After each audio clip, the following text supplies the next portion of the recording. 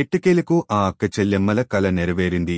నెల్లూరు జిల్లా కావలి నియోజకవర్గం రుద్రకోట గ్రామానికి చెందిన పలువురు మహిళలు వారి సుదీర్ఘ కల సాకారం అయ్యిందని హర్షం వ్యక్తం చేశారు. కావలి శాసనసభ్యుడు రామిరెడ్డి ప్రతాప్ కుమార్ రెడ్డి నివాసంలో ఈ మహిళలకి ఇళ్ల స్థలాల పట్టాలను పంపిణీ చేశారు. తహసీల్దార్ మాధవరెడ్డి, ఆఫ్కాఫ్ చైర్మన్ కొండూరు అనిల్ బాబు, రుద్రకోటకు చెందిన వైఎస్సార్సీపీ నాయకులు వెంకారెడ్డి, పద్మనాభరెడ్డి, శ్రీనివాసులు రెడ్డి తదితరులు పాల్గొన్నారు.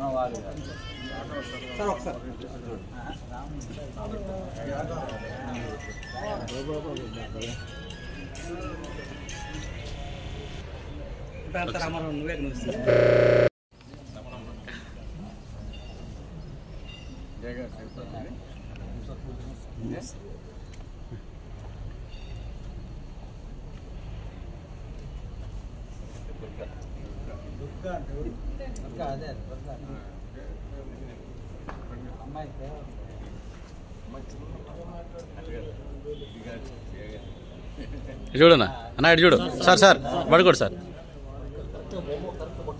సహాయం ఇళ్ల పట్టాలు ఇచ్చారు. మా గ్రామంలో దాదాపు 100 మందికి ఇళ్ల పట్టాలు రావడం జరిగింది. అదే నేనే కాకుండా ప్రతి ఒక్కరు కూడా మళ్ళీ జగనన్నే రావాలని కోరుకుంటా ముందుకు పోదామని కోరుకుంటున్నాను. అందరం దగ్గరుండి ప్రతి ఒక్క ఆడపడుచు మనకి ఏ విధమైన ఆర్థిక సాయం మనకు అందింది అని చెప్పానని ఆలోచన చేసుకొని మన బిడ్డలు ఏ విధంగా ముందుకు పోతున్నారు, జగనన్న ప్రభుత్వం వచ్చిన తర్వాత మనకి ఏమేమి పథకాలు వచ్చినాయి అని ఆలోచన చేసుకొని మన ఎమ్మెల్యే గారిని గెలిపించుకుంటే అక్కడ మూడోసారి ఎమ్మెల్యే ప్రతాప్ కుమార్ రెడ్డి గారిని మళ్ళీ మూడోసారి గెలిపించుకోవాలని మిమ్మల్ని అందరినీ కోరుకుంటున్నాను. మా రుద్రకోట గ్రామం. నేను గత 5 సంవత్సరాల నుంచి కొంచెం కుటుంబంలో ఇబ్బందుల కారణంగా పుట్టినింట్లోనే ఉన్నాను. ఇక్కడికి వచ్చిన మొదట్లో కనీసం బిడ్డకి జ్వరం తగిలినా కానీ నా దగ్గర 100 రూపాయలు కూడా లేని పరిస్థితి.